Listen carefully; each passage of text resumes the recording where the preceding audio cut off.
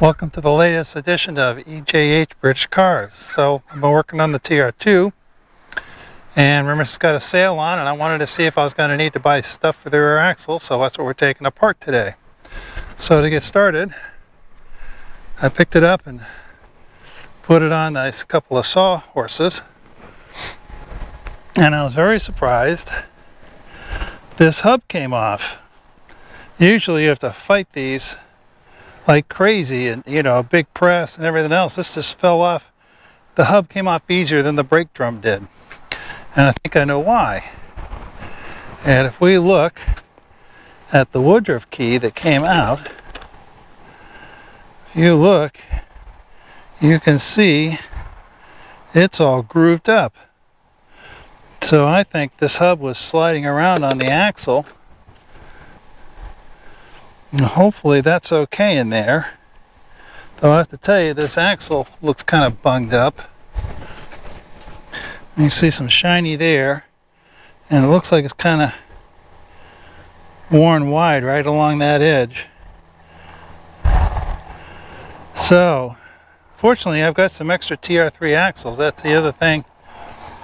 I kind of figured that it would be so, and it definitely says this axle number is TS 21,000 and change. So that's a TR3 rear axle, which I thought, because it has the round axle ends here instead of the square ones.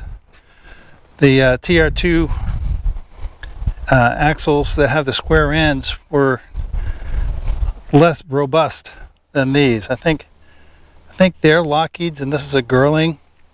Don't know. Or at least that's how they identify them. I think they're all made by the Salisbury axle, but I could be wrong on that. Wouldn't be the first time.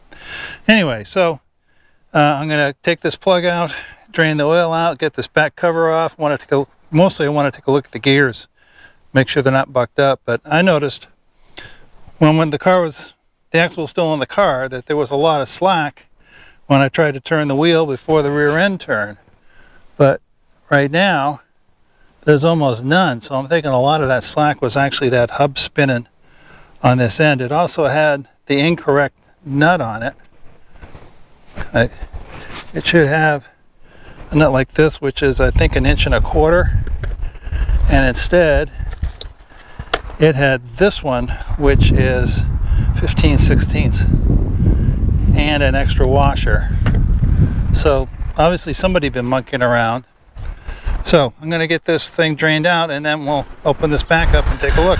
Well, things are actually looking pretty good in here. I did this, turned the pinion, and there's almost no free play.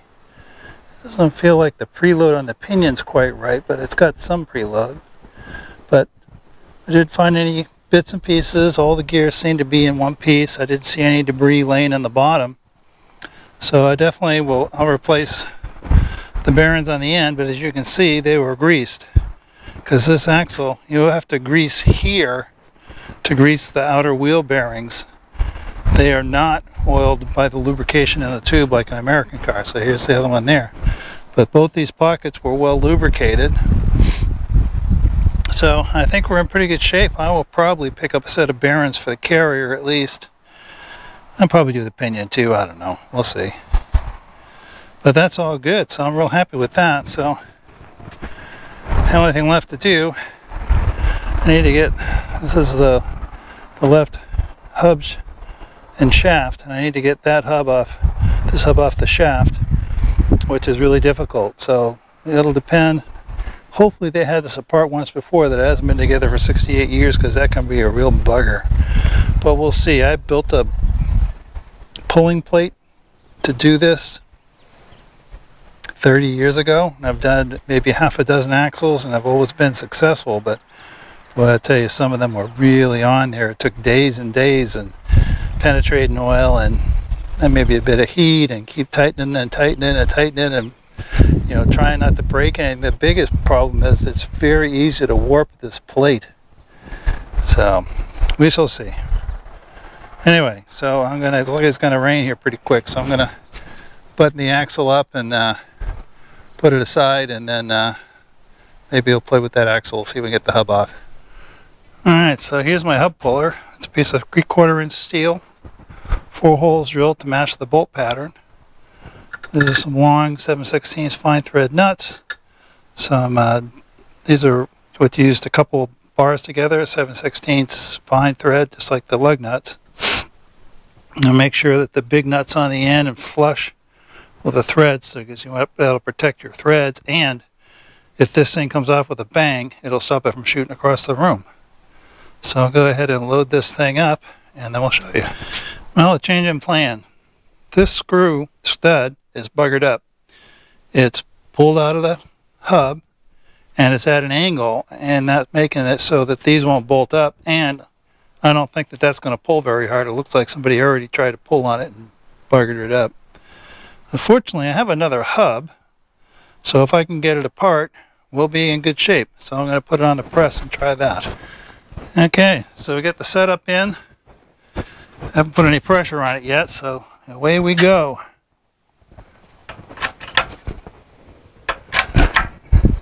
Oh yeah, it's tight.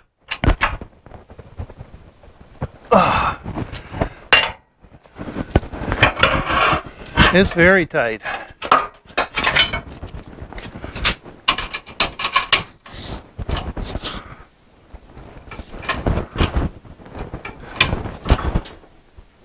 Man, oh man, it's that tight.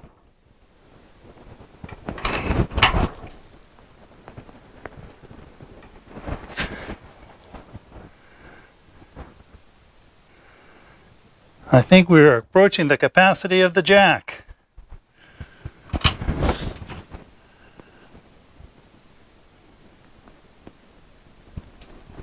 Oh.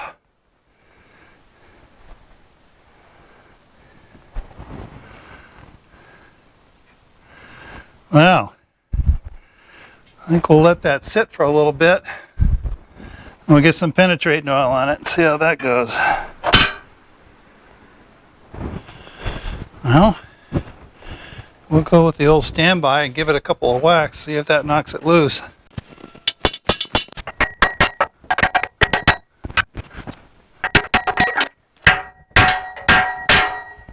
Well, that doesn't seem to be doing much, does it? Well, I shall apply a bit of heat.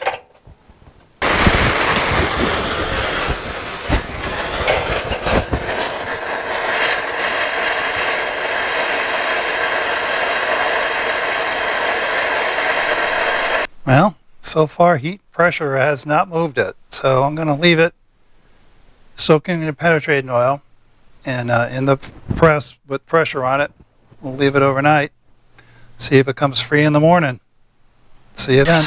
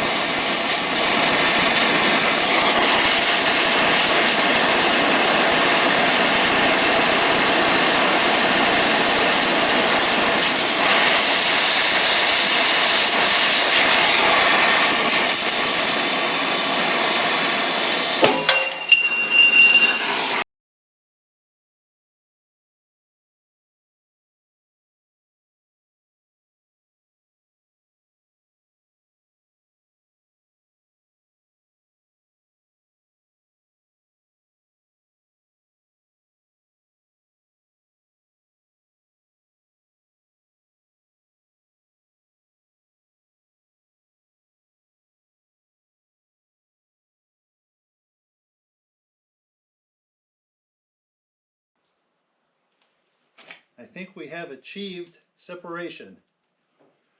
I was wearing earplugs too, by the way, so I knew it was going to be noisy. So with that, I think we're going to call it a complete video. Don't forget to subscribe, like, and comment, and we'll catch you on the next episode. Bye.